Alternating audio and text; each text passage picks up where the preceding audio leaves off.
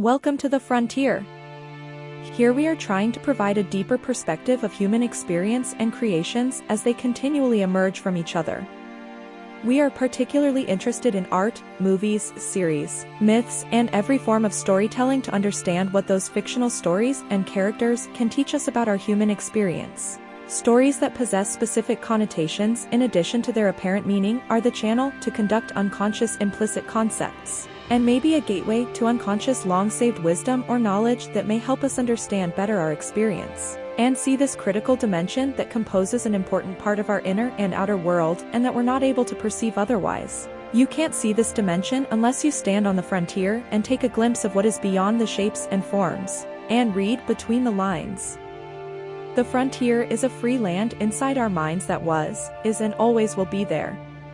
We can't run out of frontiers, but we can choose not to go there. We can choose the known obvious part of reality, stick to it, and live by it.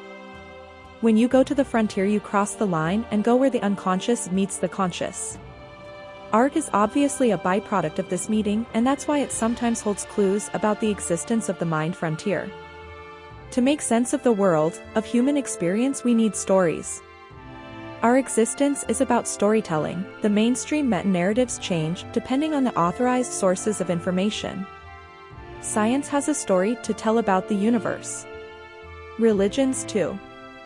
And the media is telling us stories all the time.